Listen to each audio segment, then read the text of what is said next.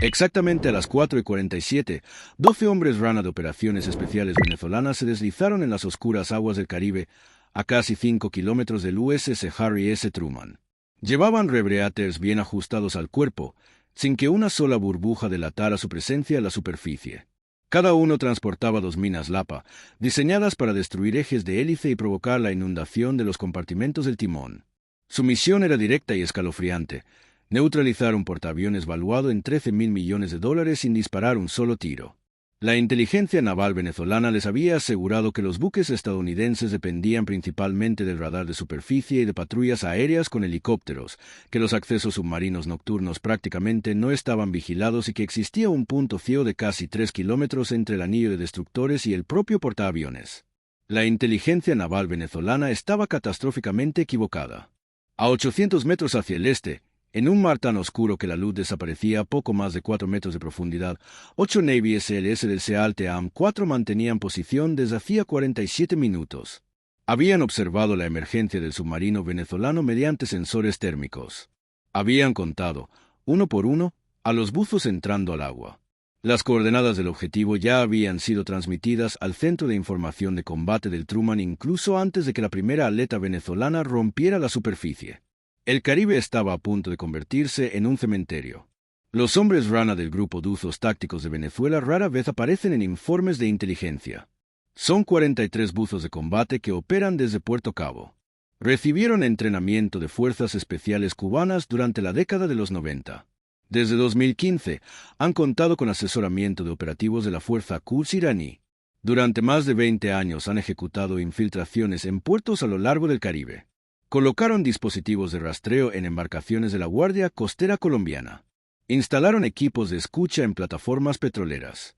Recuperaron cargamentos de droga de lanchas Go Fast hundidas antes de que equipos de la DEA estadounidense pudieran alcanzarlas. No se trataba de aficionados nadando hacia el Truman. Su comandante, un capitán de fragata de 44 años conocido únicamente por su indicativo Tiberón, había realizado más de 200 inmersiones de combate. Se entrenó en La Habana y en Teherán, así como en los sistemas de cuevas inundadas de la península de Yucatán. Su equipo había ensayado este perfil de misión específico durante 9 meses en un lago venezolano, utilizando el casco perforado de un petrolero fuera de servicio como objetivo simulado.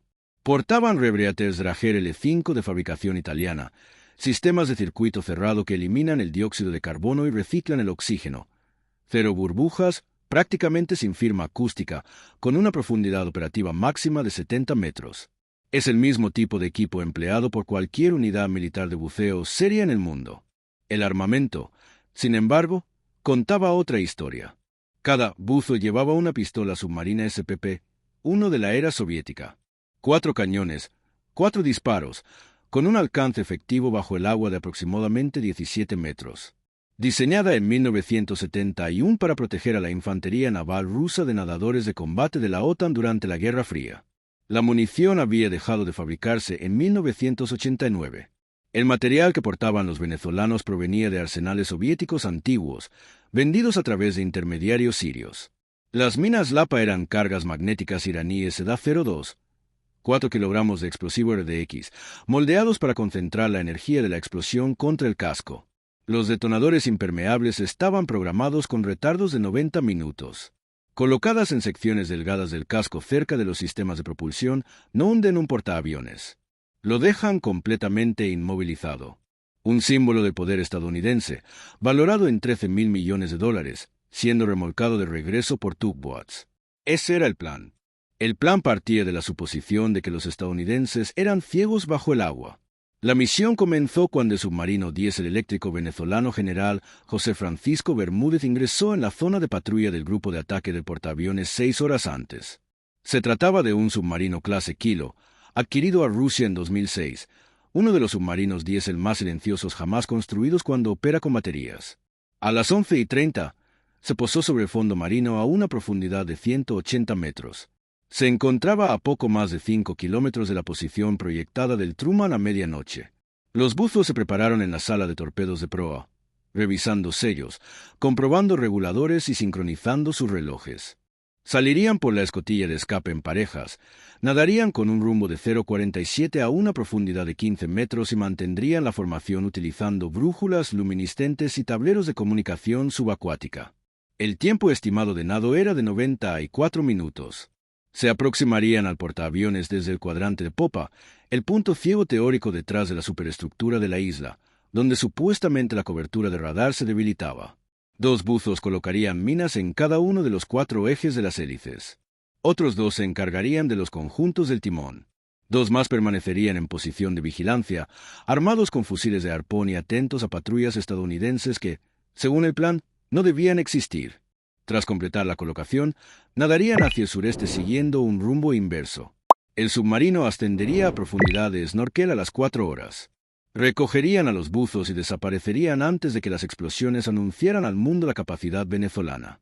En el informe de misión, la operación se denominaba Trueno Silencioso. Habría trueno, pero no venezolano. Lo que los planificadores nunca comprendieron fue que los grupos de ataque de portaaviones estadounidenses no hacen suposiciones cuando se trata de amenazas submarinas. Las miden de forma constante, mediante sistemas diseñados para detectar submarinos y buzos antes de que entren en rango de ataque. El Truman contaba con 2 sistemas remotos de detección de minas /diagonal WLD-1, vehículos submarinos autónomos desplegados desde la cubierta del buque. Cada uno remolcaba un sonar de profundidad variable, específicamente creado para localizar objetos pequeños a corta distancia. No submarinos, sino buzos, minas y vehículos de transporte subacuático, blancos que el radar de superficie no detecta. Los sistemas integrados de guerra antisubmarina operaban de manera continua a lo largo del anillo de destructores, en modos activo y pasivo, con arreglos remolcados que se extendían hasta 2.000 metros detrás de cada escolta. Estos sistemas no solo detectan submarinos, generan perfiles acústicos de todo lo que se mueve en el agua, organismos vivos, restos flotantes y la firma sonora inconfundible de un ser humano nadando con aletas. No se parece a nada más en el océano. Es un pulso rítmico de baja frecuencia, de aproximadamente entre 1,2 y 1,6 ciclos por segundo, según la velocidad de nado. Operadores de sonar experimentados pueden identificar buzos de combate a 800 metros. Los operadores de sonar del Truman detectaron la formación venezolana a 1.100 metros. Pero la verdadera trampa no era electrónica. El pelotón Gold del SEAL-TEAM-4 se encontraba a bordo del Truman desde que el portaaviones había entrado en aguas cercanas a la costa venezolana 72 horas antes. 16 operadores, incluidos 8 pilotos de vehículos de entrega SEAL, preparados exactamente para este tipo de escenario. Cuando el submarino venezolano se asentó en el fondo marino, los sensores acústicos registraron el contacto y lo transmitieron al mando de la flota. Cuando se abrió la escotilla de escape y los buzos comenzaron a salir, los hidrófonos detectaron la variación de presión. Cuando los 12 hombres formaron y comenzaron su aproximación, el cálculo de tiempo y rumbo ya estaba en marcha. A la 1:12 a.m, 8 SLS ingresaron al agua desde una embarcación rígida e inflable posicionada a 400 metros al noreste de la ruta de aproximación venezolana. Rebreaters Drager Mk-25. Pistolas Sig Sauer P226 modificadas para uso subacuático. Subfusiles Eckler y Koch MP7 y equipos estancos para operaciones en superficie. Descendieron a 18 metros y esperaron. Los venezolanos avanzaban hacia una zona de muerte que desconocían por completo. A la 1:47, la formación cruzó la marca de las 2 millas. Nadaban en una cuña abierta, con Tiberón en el centro. Los equipos de fuego se distribuían en parejas. Los profundímetros luminiscentes brillaban tenuemente en cada muñeca. El ruido del casco de portaaviones ya era perceptible. El murmullo distante de los sistemas de ventilación y los generadores viajaba a través de la columna de agua. Creían ser invisibles. A la 1:51, el primer equipo SEAL inició el contacto. Sin advertencias, sin desafíos verbales, sin opción de rendición. Las reglas de enfrentamiento ante un ataque subacuático contra un portaaviones de propulsión nuclear no contemplan protocolos de captura. Contemplan la neutralización de la amenaza. El SEAL de punta se aproximó a 12 metros antes de disparar. El mecanismo de su P226 funcionó bajo el agua con un sonido apagado. El primer buzo venezolano, encargado de la retaguardia, cayó sin llegar a percatarse de lo ocurrido.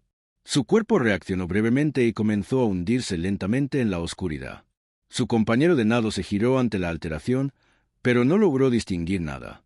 Los SLS operaban en configuración de apagón total, sin luces, sin marcadores químicos, guiándose únicamente por rumbos memorizados y computadoras de buceo. El segundo venezolano fue abatido segundos después. La formación comenzaba a desintegrarse desde atrás. Esa es la matemática del combate bajo el agua. El enfrentamiento subacuático no se parece al combate en tierra. El sonido se propaga aproximadamente 4 veces más rápido y la percepción direccional se vuelve poco fiable.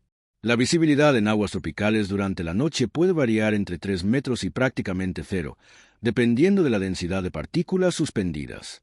Los tiempos de reacción se alargan porque la resistencia del agua ralentiza cada movimiento. Apuntar se vuelve impreciso, ya que la refracción distorsiona la percepción visual. Los venezolanos se habían entrenado para el combate subacuático. Habían practicado formaciones defensivas en aguas turbias de lagos. Habían ensayado procedimientos de contacto. Nada de eso fue suficiente. Los SALS se habían preparado para este escenario específico más veces de las que los venezolanos habían entrenado cualquier otra cosa. Habían practicado operaciones de defensa de portaaviones en todo tipo de condiciones acuáticas, desde aguas árticas hasta tropicales. Habían estudiado las tácticas venezolanas a partir de perfiles de inteligencia. Conocían el alcance efectivo de la pistola submarina SPP-1 con precisión métrica. Reconocían la firma acústica del Dragerlar. Sabían que los buzos entrenados por Cuba solían emplear formaciones en cuña con seguridad trasera escalonada hacia la izquierda. Cuando los venezolanos comprendieron que estaban siendo atacados, reaccionaron exactamente como predecía su entrenamiento. Se replegaron formando un círculo defensivo. Espalda con espalda, armas listas, buscando objetivos en un entorno que no les ofrecía referencias visuales. Los SLS no atacaron el círculo. Esperaron. A las 1:56, Tiberón tomó una decisión. Indicó a 2 buzos que continuaran hacia portaaviones para completar la misión. El resto debía mantener la posición y cubrir la retirada. Los 2 hombres se separaron de la formación y aumentaron la velocidad rumbo al Truman. Avanzaron unos 40 metros. El equipo SEAL había colocado operadores en los flancos precisamente para esta eventualidad. 2 permanecían inmóviles en el corredor de escape previsto. Los buzos venezolanos avanzaron directamente hacia ellos. El enfrentamiento duró apenas unos segundos. 2 disparos, 2 hombres neutralizados. Para las 2:03, el círculo defensivo venezolano había perdido a 4 integrantes más. Los SLS operaban en parejas rotativas. Un equipo atacaba desde el norte, atrayendo la atención defensiva, mientras el otro se aproximaba desde el sur, eliminando objetivos concentrados en la dirección equivocada. Los venezolanos no podían combatir a un adversario que no lograban ver. Las pistolas submarinas SPP-1 se dispararon únicamente 3 veces durante todo el enfrentamiento. Un proyectil impactó en el agua a varios metros de un operador SEAL. Otro falló debido al deterioro de la munición. El tercero alcanzó a un operador estadounidense en su equipo de protección. El impacto no alteró su desempeño ni fue considerado relevante en su informe posterior. A las 2:07, Tiberón tomó su última decisión. 2 de sus hombres seguían con vida. Uno estaba herido y mostraba signos de agotamiento. Tiberón ordenó la retirada con rumbo 227 de regreso al submarino. Avanzaron unos 200 metros antes de que los SLS cerraran completamente la trampa. El enfrentamiento final ya no fue un combate. Fue una ejecución táctica. Tiberón murió frente a sus adversarios. El cuerpo del comandante venezolano fue llevado momentáneamente a la superficie para su identificación visual y luego liberado para que descendiera. El buzo herido se rindió. Soltó su arma y levantó las manos. Fue inmovilizado bajo el agua, asegurado a una línea de remolque y trasladado a la embarcación inflable de superficie, donde ya se encontraba el segundo y único sobreviviente adicional. Ambos pasarían los siguientes 11 meses en centros de detención no revelados. Los buzos encargados de recuperación extrajeron las 24 minas Lapa de los cuerpos y del fondo marino. El análisis del material explosivo confirmó su origen iraní. Los números de lote se rastrearon hasta un envío de la Fuerza Quds que oficialmente había sido destinado a Hezbollah en 2019. Las minas habían sido adaptadas para uso en agua salada. Los mecanismos de temporización habían sido reemplazados por detonadores digitales más fiables. El explosivo coincidía con especificaciones militares iraníes. El valor de inteligencia obtenido fue considerable. Irán estaba suministrando armamento a unidades venezolanas de operaciones especiales para acciones directas contra buques de guerra estadounidenses. La cadena de suministro pasaba por Siria, luego por Cuba y finalmente llegaba a Puerto Cabo en Pesqueros. Era la misma ruta utilizada para introducir la munición de las SPP-1. El capitán del Truman redactó un informe clasificado posterior a la acción de 47 páginas. La versión pública, una versión que nunca existiría, se reducía a un solo párrafo. Contacto con buzos hostiles, amenaza neutralizada, sin bajas estadounidenses, sin daños a activos del portaaviones. El submarino venezolano permaneció en el fondo hasta las 5. Al no regresar ningún buzo, ascendió a profundidad de snorkel, no recibió comunicaciones y comenzó el largo viaje de retorno. Su comandante sabía que la misión había fracasado antes de reingresar en aguas territoriales venezolanas. Lo que desconocía era la magnitud del costo. 10 buzos de operaciones especiales venezolanos murieron en acción. 2 fueron capturados. A sus familias se les diría que fallecieron en un accidente de entrenamiento frente a Isla Margarita. Los cuerpos no serían recuperados porque nunca regresarían. Toda la capacidad ofensiva de buceo de combate de Venezuela, 4 años de entrenamiento, 9 meses de preparación específica y relaciones con asesores cubanos e iraníes construidas durante 2 décadas, fue eliminada en 16 minutos de oscuridad bajo el agua. Las bajas estadounidenses se limitaron a una contusión leve. La munición empleada, 14 disparos de pistola. El costo total para neutralizar una amenaza estratégica contra un portaaviones valorado en $13.000 millones fue de aproximadamente $73 en munición. La lógica de la guerra asimétrica no siempre resulta asimétrica. El mensaje fue claro. El gobierno venezolano jamás reconoció la operación. No podía hacerlo. Admitir que sus fuerzas de élite intentaron atacar un portaaviones estadounidense y fueron completamente destruidas habría expuesto capacidades desarrolladas durante años. También habría abierto interrogantes sobre los envíos de armamento iraní. Habría humillado a una estructura militar sostenida por el mito de la competencia revolucionaria. Por eso guardaron silencio. Pero los servicios de inteligencia naval del mundo entendieron el mensaje. Irán recibió una comunicación discreta a través de intermediarios suizos. Las minas entregadas fueron recuperadas intactas. Los buzos entrenados están muertos. Piensen con cuidado en su próximo movimiento. Los cubanos retiraron a su equipo de asesores de Puerto Cabo en un plazo de 72 horas. No se ofreció ninguna explicación. No se programó ningún reemplazo. Los chinos, que estaban evaluando la venta de submarinos a Caracas, suspendieron las negociaciones de manera definitiva. ¿Para qué vender embarcaciones a una armada que no podía ejecutar ni siquiera un ataque de nadadores sin ser completamente destruida? Y todas las naciones con aspiraciones de desafiar a los grupos de portaaviones estadounidenses recibieron el mensaje real. El mensaje grabado en el fondo, a 15 metros de profundidad. Crees que has detectado una grieta en nuestras defensas. Estás equivocado. Te vemos antes de que te despliegues. Te seguimos antes de que inicies la operación. Colocamos a nuestra gente exactamente en el lugar por el que avanzará la tuya. Y cuando vengas por nuestros portaaviones, te enfrentarás a hombres que han estado esperando en la oscuridad desde antes de que tocaras el agua. El USS Harry S. Truman continuó su patrulla sin cambios. El Caribe pertenecía a quien dominara el espacio de combate submarino y ese dominio correspondía a Estados Unidos. Si este análisis te resultó útil, suscríbete y comparte este contenido. Las operaciones que nunca aparecen en las noticias son, precisamente, las que más importan.